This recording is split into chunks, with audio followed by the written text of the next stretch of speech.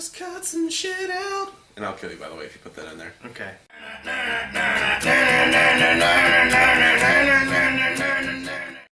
Hey guys, welcome to the Weekly Pickup with Jake. I'm Ken. And that's Steve Perry.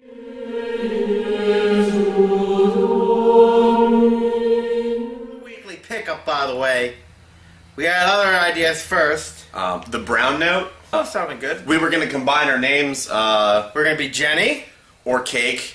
And then, two guys, one camera, but we felt that that might be taken Yeah, too slightly pornographic. Anyway, do you have another idea for a show besides music? yeah, I didn't really like it that well. It was just me, locked in a hot car screaming for an hour.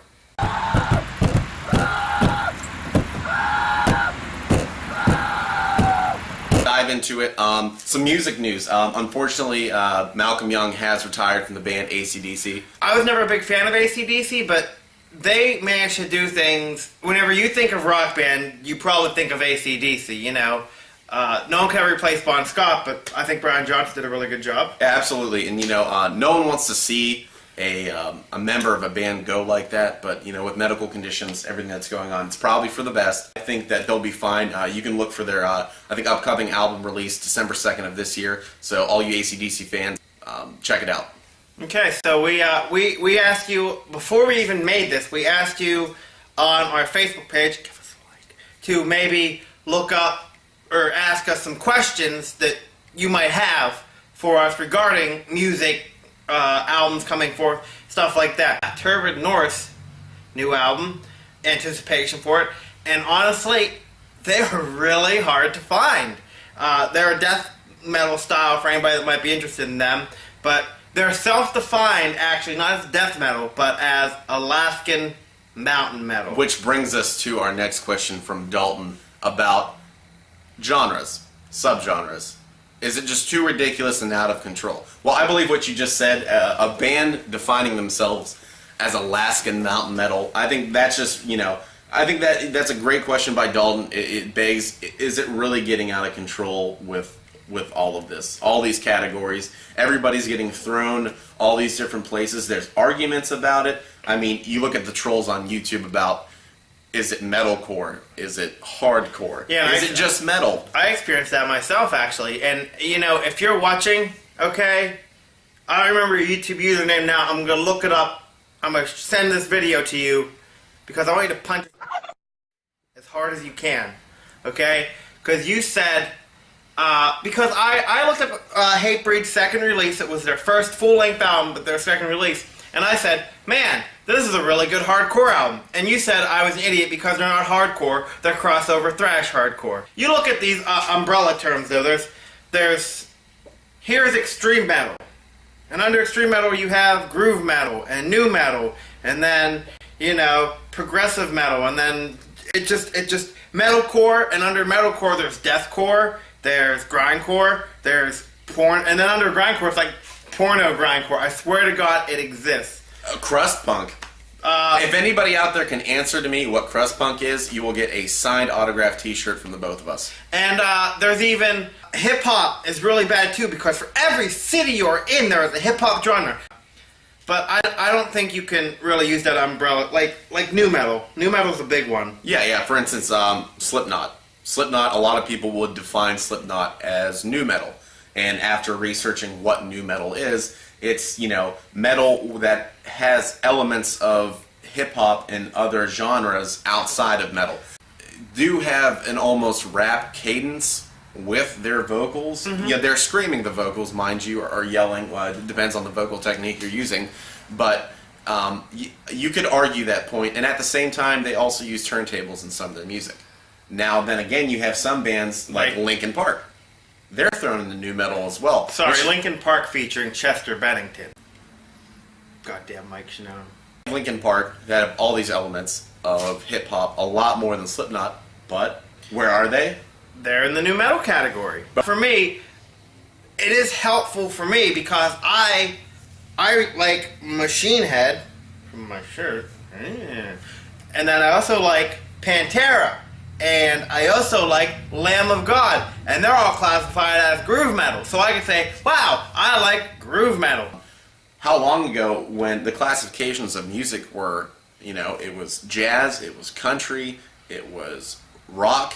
Another question Dolan had is like, what makes us gravitate toward, what do we look for in our music? Is it elaborate stage shows? You know how it is. Slipknot, I've always heard puts on a really great concert, but I like Slipknot regardless if I ever see their concert or not. I want to see Iron Maiden because I heard their concerts are amazing with Eddie, robotic Eddie, their mascot, walking across stage. Honestly, I look for creativity. I take pride in good musicianship, like just raw talent. But at the same time, they don't have to be the best musicians. They don't have to have the best vocals.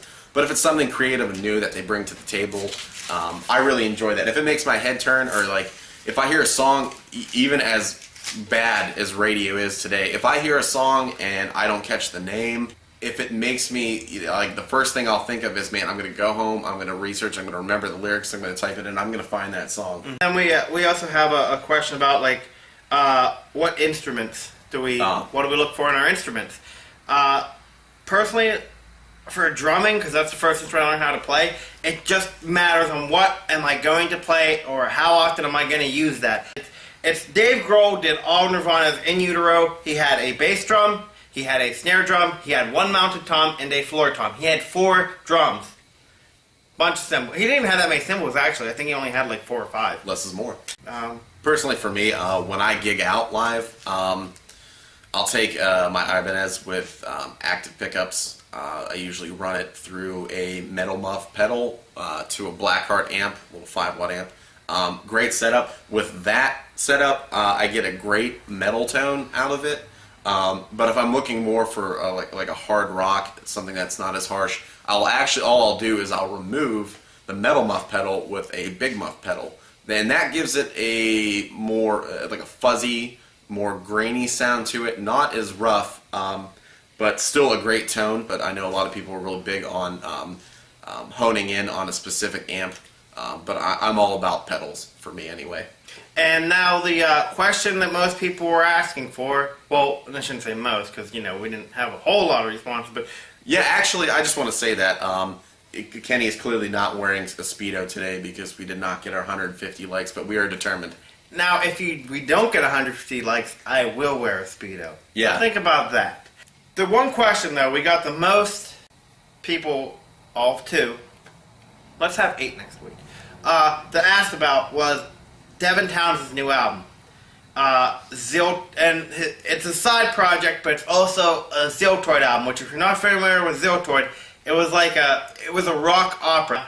And Devin Townsend, by the way, he does it all. He's kind of like Aaron Lewis from Staind. Aaron Lewis is one of the best musicians around today. His country album was fantastic. His work with Staind, fantastic. Devin Townsend is one of those musicians because he can do it all. Country, metal, rock, alternative, any genre, except for rap and jazz and, figurative dance. He does them all. So, his new album, October 27th, it's been 5 years in the making. It is a 2-disc. First album, the first disc, I believe, is his solo project called Sky Blue. Second disc, Dark Matters, the Ziltoid sequel, album Z2, October 27th. Apparently there's also a graphic novel, a live show, and a television show wrapped up into this. But for you Townsend fans, he said, whenever his tour is over promoting this, he is going on hiatus for a long time. He said this album was a nightmare to work on because of everything involved. Once 2015 rolls around, he's going to be flying under the radar.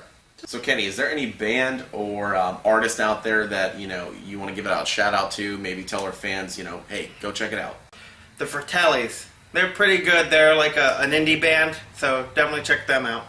For me, I'd probably have to say Small Brown Bike. I guess if I had to sum it up, I kind of look at them as a more raw, Rise Against feel. But the only way to find out is check it out for yourself. So go do that. So that wraps us up for today. I'm Jake. I'm Kenny. And that's Steve Perry.